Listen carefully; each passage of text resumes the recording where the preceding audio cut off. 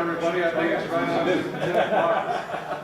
I guess they probably want to say how to start on time there, but my name's Dave Worel. I'm from Alaska, and appreciate Fairbanks. You got it. You got it. And very worshipful Sam seen this presentation at our leadership seminar back in February, and he really liked this, and he asked if we could come up here and do this here. And basically, how many's been in a position where you had a petition given to you and say, here, this guy's wanting to join the lodge, sign this petition? Have you ever seen that? Yeah. I'm guilty of it myself. I really am.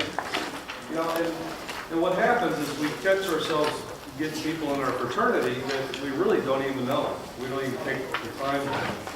And sometimes we get ourselves in a situation we probably should have never gotten ourselves in there in the first place if we would have just done a little bit of homework with them, and if they would have done some homework with us too. So it's vice versa.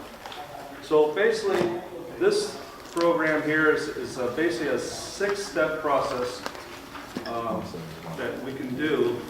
And just keep an open mind on this, that you could mix and change this thing any way you want to customize and fit your own lodge that you might deem worthy. So just keep an open mind with it.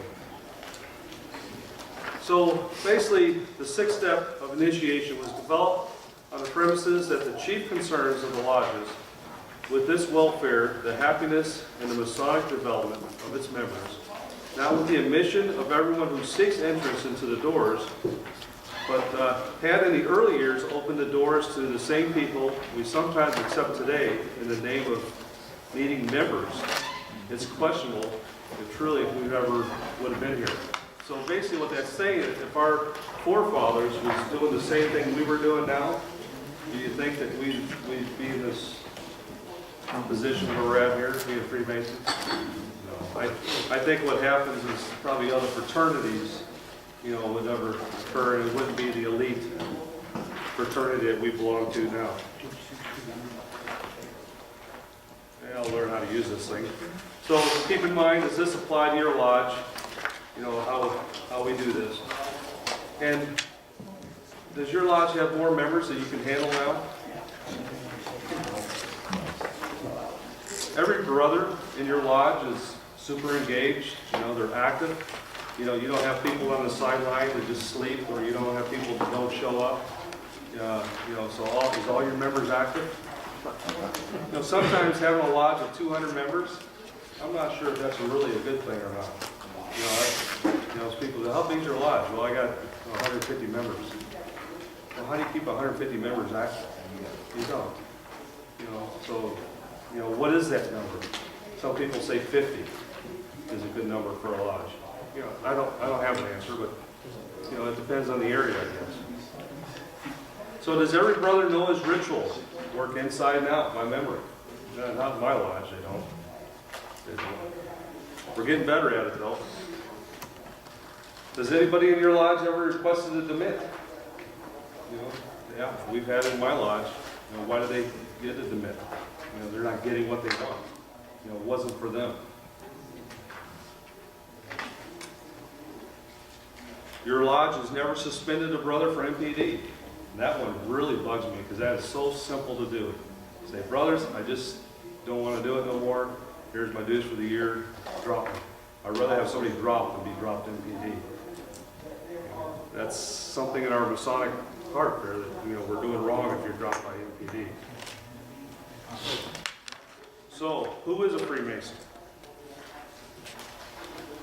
There's no single answer, but I do believe it must be more than just a dues paying card member or a pin wearer or a ring person. You know, he must also be a just and upright man, a gentleman, benevolent, a scholar, a teacher, a friend. That's what we teach in Freemasonry. That's who a Mason, that's part of what a Freemason should be.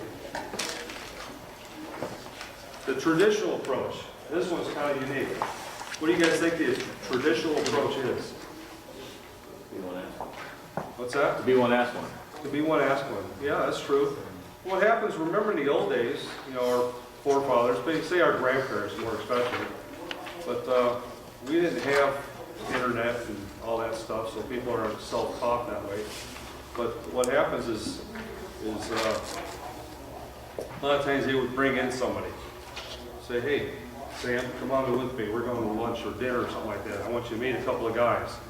And that's what they did in the old days. When they knew somebody was a Mason at heart and didn't know he was a Mason, they would bring him in, and they would bring him into the lodge and dinners and so forth like that. So by that time, they actually started to get to know the person. You know, so you know, it was a little bit more. Sometimes it was a son, the uncle, you know, or something like that. And, they were bringing in as family members. And you can see in the past, most people who approached Freemasonry came with well recommended by another Freemason. They were either a family member or a longtime friend or a workmate. So they thought that this guy would be a good Mason. And that's what they did in the old days. They would actually bring them in that way.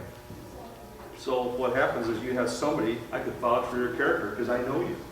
You know, so when there's that trust, they trust me, they're going to trust me with bringing somebody in. Today's world is a little bit different. Many of us contact Freemasonry, they knock on the door, say, hey, how do I become a Mason? Or they get on the internet, movies, you know, whatever it might be, they see things differently. So we get strangers knocking on our doors, we just don't know who they are.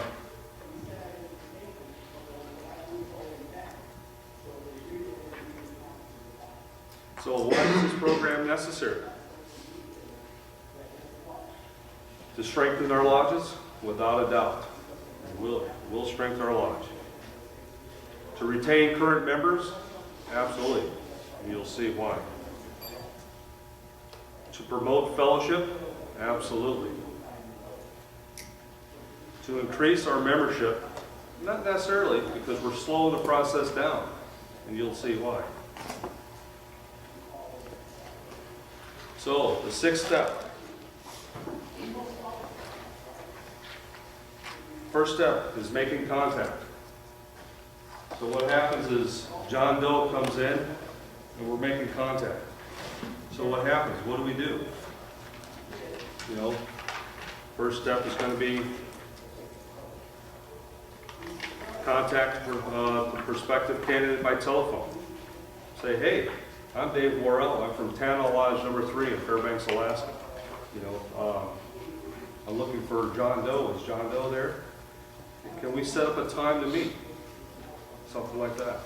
So we'll meet him. We'll set up a time. We'll arrange a face-to-face meeting with the guy. This is presuming the gentleman has already inquired about the lodge. He is, yeah. He's inquired the lodge. Secretary's going to say, let me take your name, and we'll get somebody to give you a call.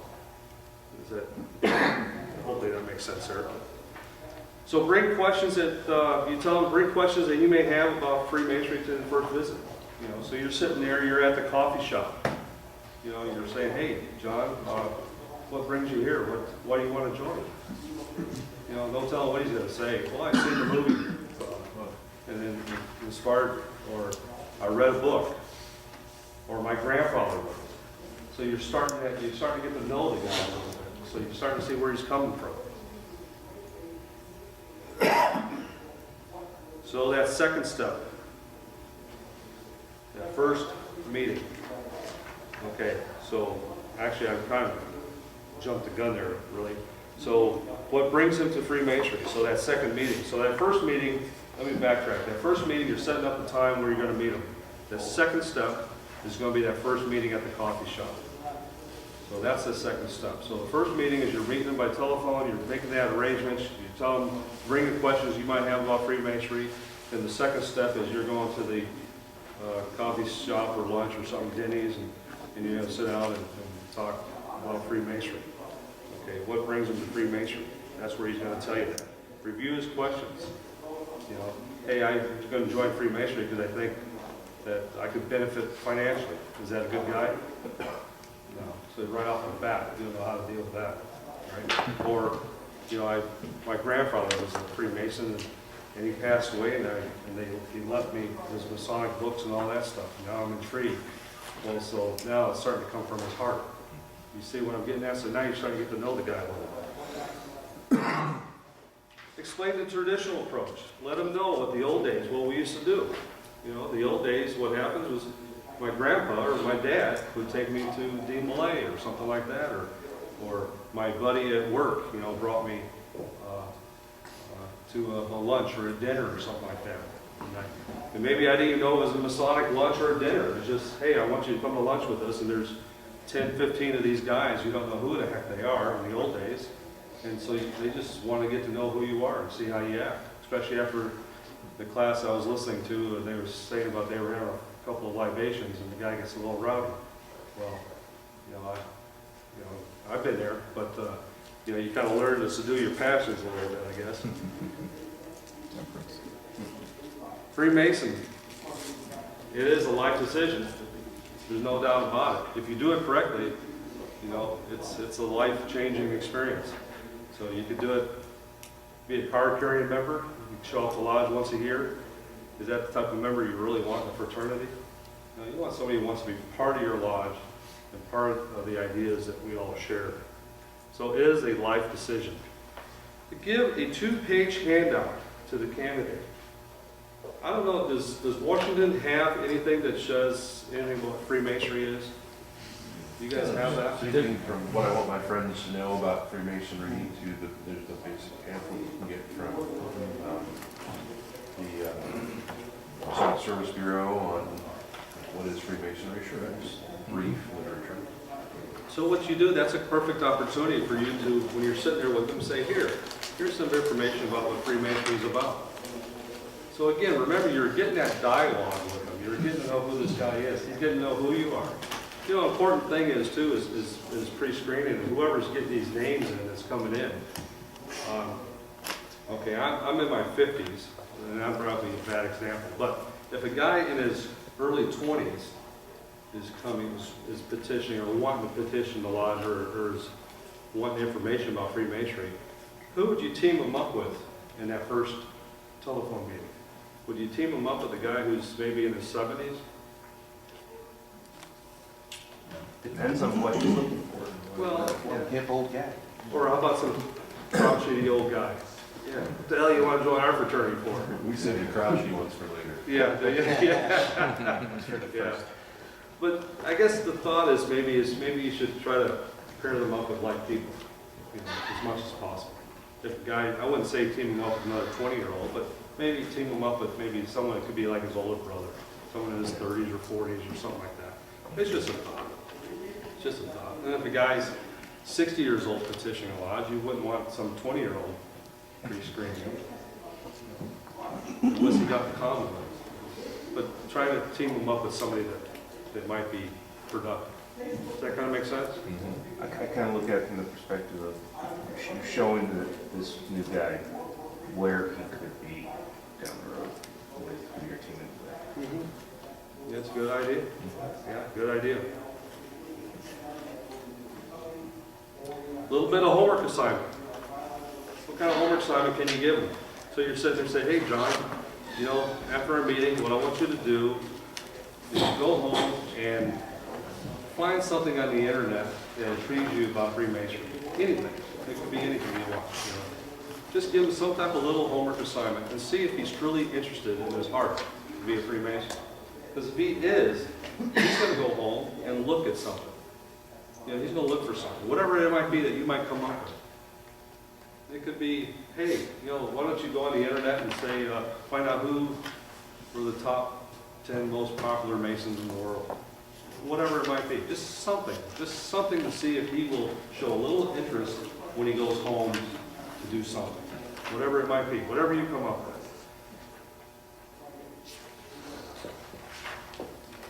So that third step, that second meeting, that's where you're going to find out a little bit about it.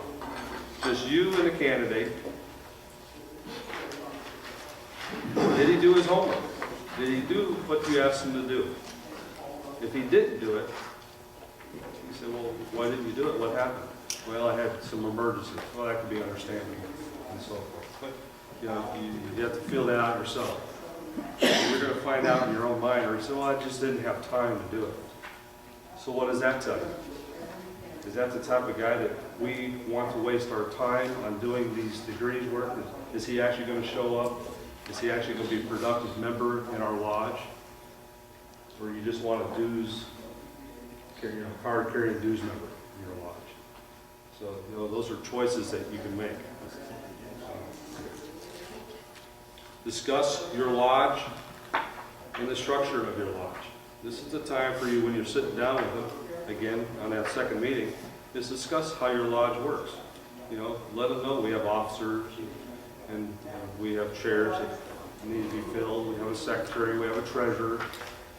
We have this 30-year-old building or 100-year-old building and so forth. Just kind of let them know how the thing operates. Describe everything about your lodge and how it functions. So we just, describe a little bit. Inform him. Now, you can do a little more homework. Say, you know what I want you to do?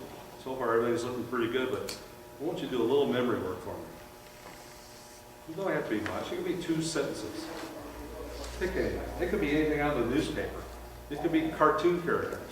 How many's seen Young Frankenstein movie? Oh, yeah. Okay. I'll bet you we could probably recite that whole movie. It's Frankenstein. What's that? It's Frankenstein. Frankenstein, that's right. And equal. Igor. Abnormal. Abnormal. Exactly. You could pick just a couple of sentences for him to memorize. What's that going to tell you? Does he have a sense of humor? Yeah, exactly. That don't have to be a movie, but it could be a news, Sure. anything, but anything you want. His flexibility, his willingness to cooperate with something that maybe he doesn't see an immediate personal connection. Well, it also will let him know too that, hey, there's memory work, because you're going to let him know in that how the lot structure is. You're going to let him know that there's memory work to be done, and this is a perfect time for you to do that. Say, hey, we got to do a little bit of memory work in this fraternity, but we're going to teach you how to do it. It's easy. Heck, if I could do it, you could do it. Yes, sir. Couple things. Now, is this some? Would you always want to do have this meeting at the lodge itself? No, At this not point? necessarily. No, you could have it anywhere you want. You could have it at his house, your house. You could have it at the coffee shop. I wouldn't probably recommend having it at the bar, because it kind of leads to a different, an opinion or something like that. But I would have it neutral. But you could have it at the lodge. There's nothing wrong with that. But I would have it neutral to where he's going to feel comfortable. Because if he comes to your, now let me backtrack that. Me personally, I wouldn't have it at the lodge, or I wouldn't have it at your house either. Because what happens is when a strange person is coming to this strange place, right, that we don't know, his defenses is already up. He's not relaxed. So you probably want to find a neutral place, and just to make him more relaxed. Because if he's relaxed, comfortable in. yeah. It doesn't have to be neutral. Library is neutral. But going to his place or his coffee place makes him feel comfortable. That's right. Did you hear that? Yeah. So that's very true. Because when he's comfortable, what's going to happen? His guard comes down. You're going to really find out who the character is, who he is. Does that kind of make sense? Yeah.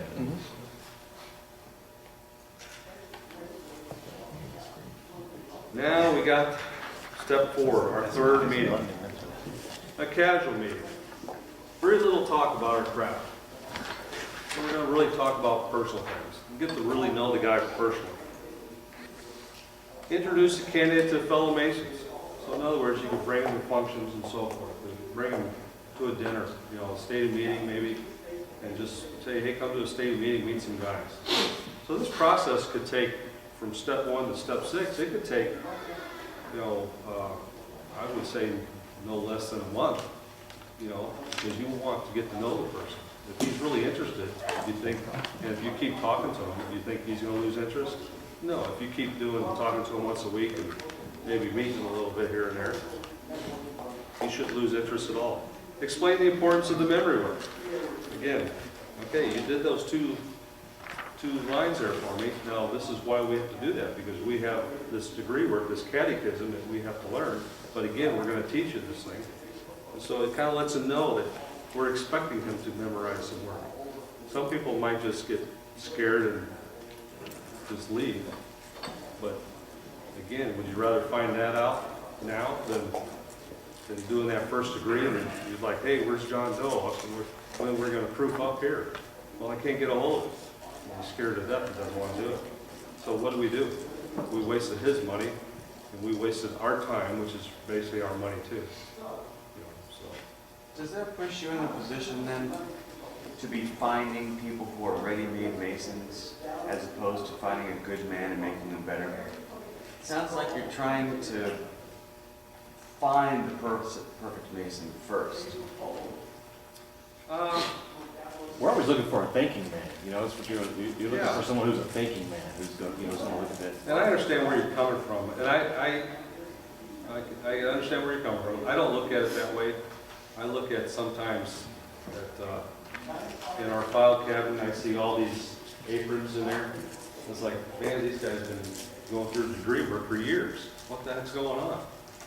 You know, so I think they're just kind of pre-screening them myself. I think it's a two-way street, because then the person that you're into this process, they really get a feel for what's in store for them, you know? Because I gotta say, our lodge, it's just like whoever comes and asks, they're gonna get in. People are gonna sign their name real quick, and the process is, even the investigation, I've been part of several investigations, and it's like some of the guys that have volunteered for the investigation really don't even put any effort into it. You know, they ask one or two questions, and, Oh, you know, you it's guys those just like, questions on the back? Do you guys have those questions on the back? Yeah. Because Alaska came from Washington. I don't know if you guys knew that or not. And so, you know, basically all of our stuff is, we stole it from you guys. So, you know, we have these questions, and that's all we do. Do you drink liquor in excess? No. Are you ever been convicted of felony? No, I've never been caught. You know, stuff, you know, it's silly stuff. recently, there were some friends that I have that are part of another organization, it's a boating club that I'm involved in, and they finally saw the ring on my finger, and both of them asked.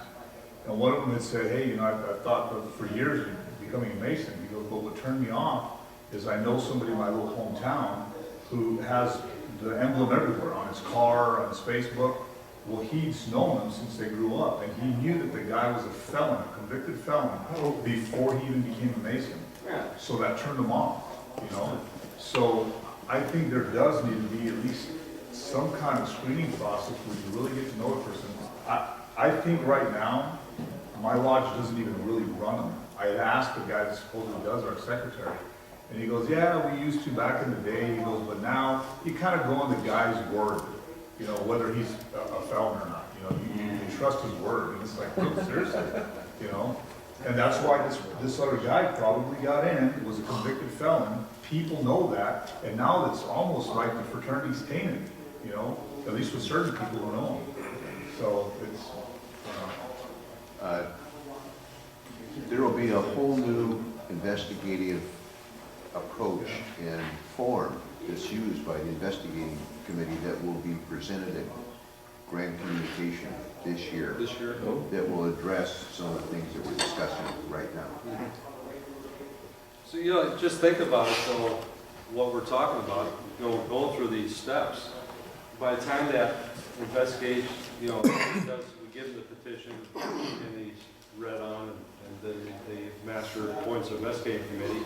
That investigating committee's job is simple. Heck, I've known this guy now for 6 weeks, same with 2 or 3 functions. So now you get a little, you feel a little bit better. Yes, sir. So I'm not sure who your buddy is. 32 years ago, he got caught passing bad checks. He's a felon. He's really not a bad person today. He paid his debt to society. Is he still a convicted felon? Sure. Is he a bad person? I don't really know. Would he make a bad Mason? and he brought up that point too, felons aren't I necessarily just excluded. wanted to leave that. Yeah, absolutely. That's a good point. It's just a question that's asked, that's right. Yeah, the degree of felony, I guess that's up to the investigators and the lodge themselves. Well, and to see how willing the guy's willing to talk about what he did, you know? Man, I was 18 years old. Is he still lying about you know, it is past, you know, I mean, he's being an honest person now. You have a question, sir? Well, I've gone on a lot of those occasions, and it used to be that my lodge would always try to get guys to go in pairs, or I'll send all 3 members off to meet the guy. And I found that that didn't work for me, because I wanted to have a prolonged conversation with the gentleman. What do you know? What do you think you know? What induced you to do this, right? What's really important to you about this? There's going to be a time commitment. Do you really have that kind of time? Have you talked to your wife about this? Really, what have you told her? Okay. She here, let's talk to her. Let's have the second meeting where I can meet her a little bit, because there's nothing more wasteful than you getting into this process and having your feet cut out from under you because you didn't have a real conversation with your spouse. Meanwhile, I got the other guys in the committee going, dude, I gotta go, man. This is Yeah, supposed to be 15 yeah. minutes. What are we still doing? Would you 2 minutes and a just half go out gonna to be the on car? TV in I'll 15 be here minutes. for a while. Yeah. Right? And And when you said 3 people, it's like a drill sergeant grill session. yeah. And Yes. when Yes. I had one fellow go for a follow-up at one point, and he says, you know, I didn't have much to talk about with the candidate. I said, you know, Todd, why? He goes, because you talked to him for an hour and a half. Not only did he not have any more questions, but he basically sat here and said, are you going to have all the same stuff as the last guy? Because I've done my homework since then, and I'm ready to go. Let's go. But we're just not having real conversations with these guys, and we're not really challenging them as to whether they're prepared for the time commitment that's involved. Because how many of us have got guys who've just never gotten past their first degree, right? Because they didn't know what the commitment was going to be in terms of time. And that's not even just being involved with the law, just getting through the flipping degree. Well, how many times have we've turned the full proficiency into an exceptional thing? You know, It was all right. It was all right. if they can just do the Yeah. short form, then that's good enough. No, I would never learn because Yeah, I'm not a big fan of the short form. Yes, sir. I think a lot of lodges you'll find in our districts and everything, we have very small lodges, and they're under pressure to try to bring in people. And they skip through a lot of this prep work on finding out who the people are that they're bringing in, because they think they have to have numbers. Winlock Lodge was closed because of lack of people coming in, and all the older people were dying off. So lodges are dying, and they're feeling pressure to do this, and skipping through, not knowing if they're even getting good people anymore. You know, and that brings up a little point, a little bit off this 6-step process. People feel pressure to get members in. It's more because of financial reasons. And so that's a whole different problem. That's a problem where the lodge needs to sit down and realize, hey, is our lodge dues really structured correctly? You know, it's $75 or $100, and maybe should it be $200? And people will look at me strange. What do you mean $200? That's crazy. But I can tell you, in my lodge in the early 1900s in Fairbanks, Alaska, to join the fraternity was $100. Was $100 in the early 1900s. I know that because we have the books. What would $100 be today? Thousands. It would definitely limit the people who you had a lot of. Exactly. And so what happens is maybe we're selling Freemasonry too cheap. So, and that's just a thought. So that's just a thought. That would be a class issue at that point, wouldn't it? That's right. Yeah. You're starting to get me on my soapbox here. Same sense, I wouldn't be. So have him recite the memory work that he was assigned to get. So remember that memory work that we had him do, and see if he still remembers those two lines. You know, you'll see a little bit more about him. Invite him to another social function to meet and get to know the members of your lodge. That could be a barbecue at your house. It could be a barbecue at the lodge. It could be a stated meeting dinner. It could be Valentine's dinner, whatever it might be, whatever social event that possibly could be. Explain that there may be some cost. Everybody pays. How many times have you ever seen somebody come to one of those dinners, especially at the lodge, and you see some of those guys? You ever have those guys that just, there's that little bowl there, put in the $10, they get their food, and walk by. You know, I say that a lot. You know, why? If I go to Denny's, I'm gonna spend 10, 15 bucks at Denny's, so why don't I just put 10 bucks in here too? You know, so explain to them right up front, hey, this is not a cheap fraternity. You know, when we come to these dinners, these social gatherings, we all have to pitch in 10 bucks. Or it might be something like this, what you guys have to pay for dinner here. There's $100 and some odd dollars probably for the registration. I don't know. Maybe it's free, maybe grandma's paid for it, I don't know. You know what I'm saying? But all this has a cost. You're paying for it one way or the other through your per capita or through this function. So you're paying for it one way or the other. Okay, step 5 in the social meetings. Encourage a candidate to attend a couple of festive boards. Again, you can see this process is not taken overnight. This is a process that's a month long. It could be 2 months long. It could be 3 months long. Does it matter? You know, if you're developing this bond with this guy, he's going to keep coming. You know, if you're making it interesting for him, and you think that he's a will and able perspective. So invite him to these boards, these festive boards. Attend a social event that includes his spouse, because you mentioned his spouse. Does your spouse know about it? Well, this is a perfect opportunity for his spouse to start getting to know other spouses, right? Or getting to know what he's getting into. She might go to this thing and say, man, you ain't joining this damn thing. This is a cult. You know, then you're going to have friction between the husband and wife. We don't want that, right? We've always said that at the beginning. Is this going to conflict, you know, to your duties of God, your family, whatever, you know, any of that stuff? Right? You don't want that. Excellent opportunity for him to meet other members. Again, what happens is that investigation that we were talking about, you know, again, now you got 25, you got 30 people there. He's meeting people. So when it does come time for the investigation report to come through, it's going to be pretty simple. I'm going to feel comfortable signing that guy's petition after we start doing all of this stuff. Or feeling more comfortable, I should say. Get a feel whether the lodge is for him. This is almost that last step before you get in that petition. You're going to know by that 5th step if this is something for him. If he's going to be a good fit for you. Now let me ask you this. See, I heard earlier in the class, or in the junior warden's class, they were talking about there was a lodge, a bunch of police officers. Okay, I'm a mechanical contractor. So I come to that, knock on that police officer's lodge, so to speak, and say, hey, I'd like to join the fraternity. Well, would I be a good fit in that lodge? Not necessarily. No, I wouldn't. No, probably because I'm wanted. So you know, so sometimes, even though they might knock on your lodge, they might not be a good fit for your lodge, but they might be a good fit for the lodge down the street. The other reason why is because there could be, hey, you know, we meet on Wednesdays. Is Wednesdays a good day for you? Oh, heck no, I got a bowling league, I'm doing that one. But I'm always free on Thursdays. That lodge down the street, you know, they're good people. We'll get you set up over there. You see what I'm getting at? So that might be a better fit for him.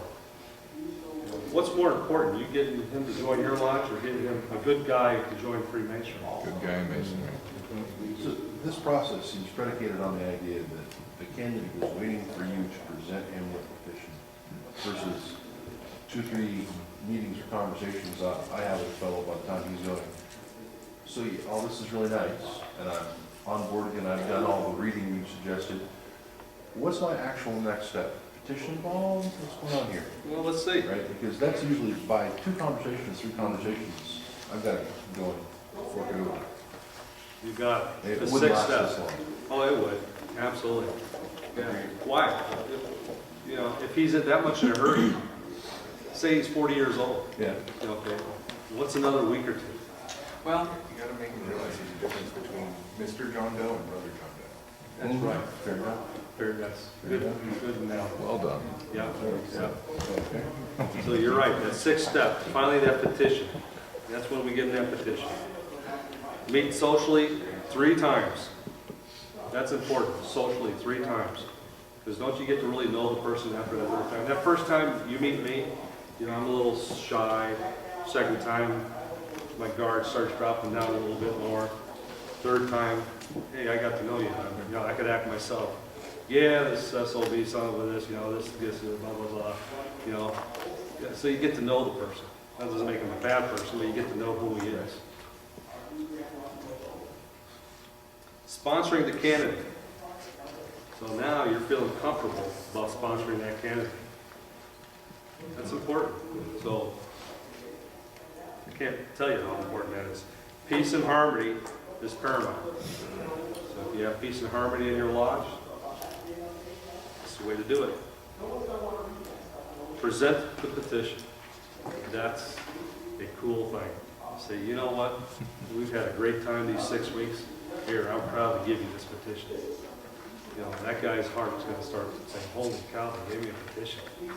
I did everything. You know, now all of a sudden, his pride starts coming up. I actually got a petition. How cheap is it saying, knocking on the door, say, hey, I'd like to have a petition to join the fraternity. Well, here you go. Yeah.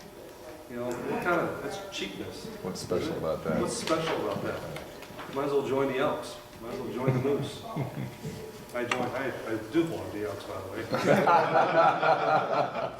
But you see the point? Now you've done this, you take a little bit of time, you've finally given this guy this petition. He's feeling, man, they gave me a petition. I could join this secret society if they want to think. We just have all the light we need. We just need to put it in practice. Brother Albert Pike did that saying. You know, this 6 step didn't come from me. With me living up there in Fairbanks, Alaska, I have a very strong brotherly friendship with the Yukon brothers out of BC Yukon. Okay, we traveled back and forth to our lodges. That first lodge picture, I don't know if you've seen that. I belong to that lodge. That is a true lodge. That was an old Carnegie Library in Dawson City, Canada, in BC Yukon. And that is a beautiful lodge. But a guy named Joe Therese, actually, the Grand Lodge BC Yukon put this on. So what I should say is I, just like anything new, you kind of wait for a couple of years and see how they work out the bugs and see if they have success, because you don't want to jump right in the fire with them. So they did. They've had success in it. And I can tell you without a doubt that they have. If you have any questions, just ask some member from BC Yukon. And Joe Therese from the lodges I belong to in the Yukon territories, he gave this presentation at our Alaska leadership, because I'm the guy who always talks about membership, and I really believe in membership. So sometimes I have a reputation, well, do you care what kind of members we have? You know, just give members, that's all you talk about. Well, then I started thinking about that. I said, well, I don't want that reputation, because I don't believe that that's where we should be headed. So then I wanted this into our system, and so they couldn't tell me no, since I was elected as Grand Master in the early part of February, and our training was right after that. So I had a little pull that time. So we got that put in there, and we're starting to do that in our jurisdiction. So Right Worshipful Sam seen that, and he thought that would be a good enlightenment for you guys. And again, you could build this thing any way you want. You could change it, whatever you want to do. You can make it longer, you can make it shorter. But I guess the important lesson in this thing is to do something besides what we're doing now. What was that saying that the guy said yesterday? If you keep doing the same thing, you know, you're going to get the same results. You're always going to get what you got. Yeah. So, you know, that makes sense. So if we want to get different people in our fraternity, or more quality, or more Masonic, well, maybe we should pre-screen them a little bit more. Yes, brother? During the degrees, is it best to have a candidate just bang, bang, bang, or should you wait a little bit in between each one? Is there development? So in other words, you have to that 2-week waiting period? Yeah. Well, I've seen some lodges like, well, we've got, you know, some fellowcraft coming up in 3 months, you know, and we're waiting, and the guy's got to serve dinner 5 times or something like that, you know? Like, is it best to get them used to doing stuff before you go to the next degree, or is it just as fast as they want to do it? You know, that's a tough one, because that probably depends on the person himself, depends on the lodge, depends on how engaged you get them. depends on how antsy he is, right, and all that stuff. I always think if you go on the premise that if you're hurrying up and rushing, you know, that's the image that you're portraying, you know. Yeah, don't set up the next one until the first one.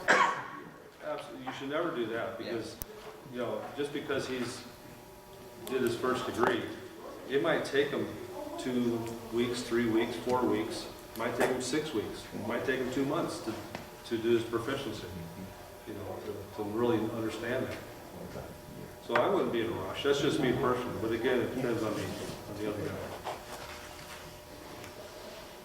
That answer your question? Yeah, yeah, and you know, just looking at different lodges, you know, you were just saying it takes about a year to go through. And there's nothing wrong with that. You know, if the guy rushes through it and all of a sudden he becomes a master mason in 6 weeks, what does that tell you? You know, we're selling it too cheap. Yeah.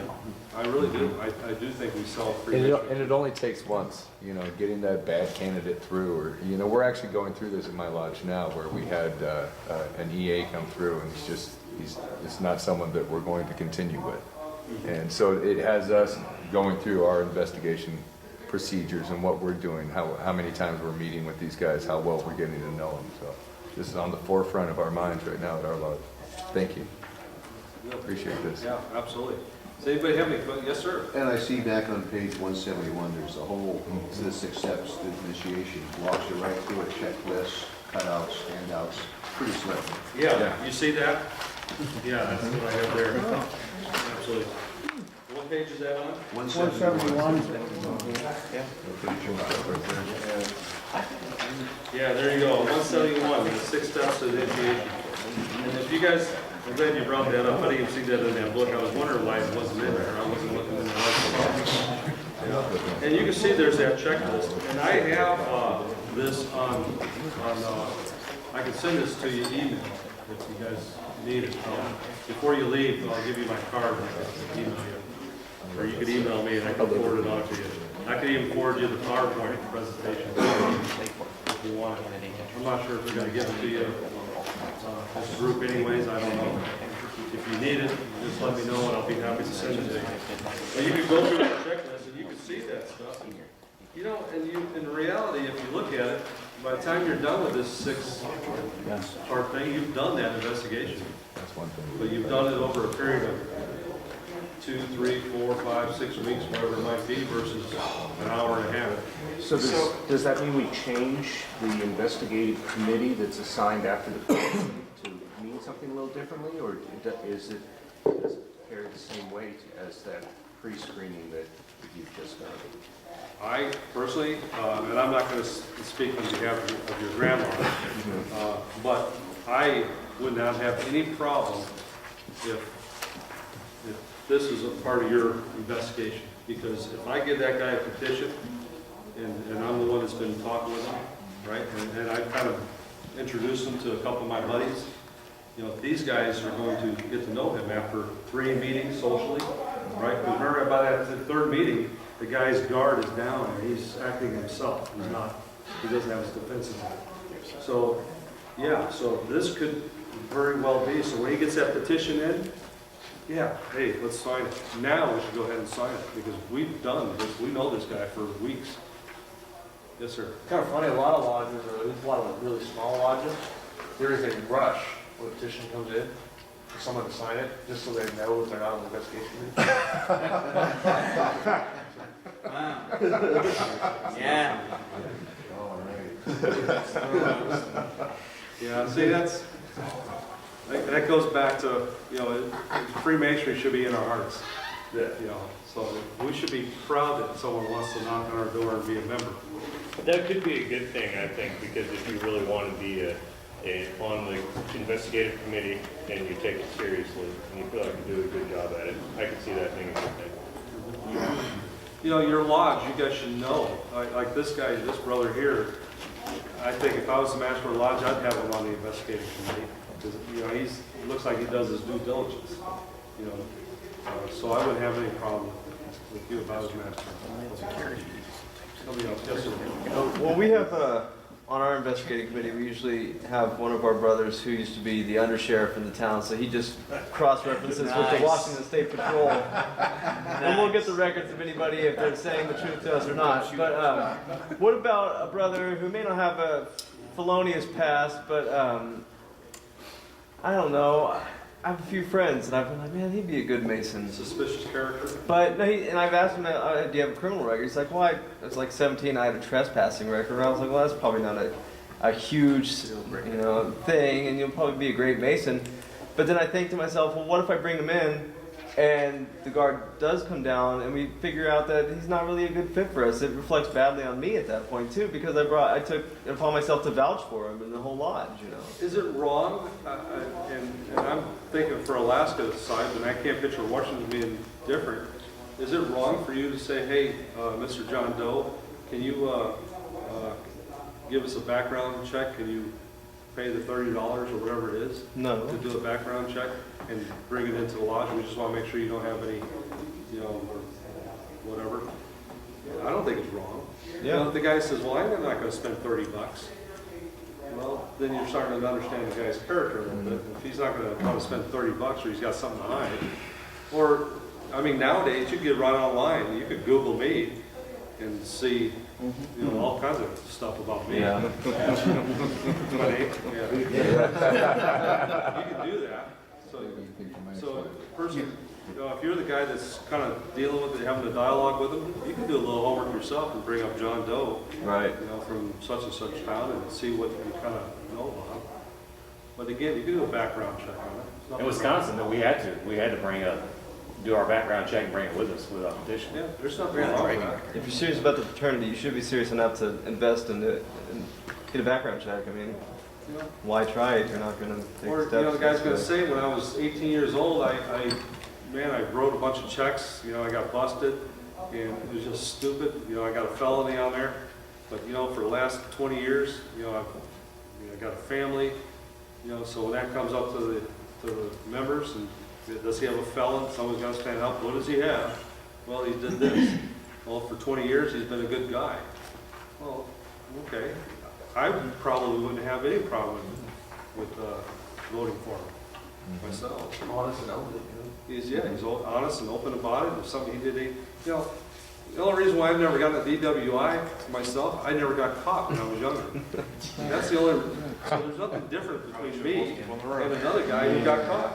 Because when I was young, I was stupid too. Yeah.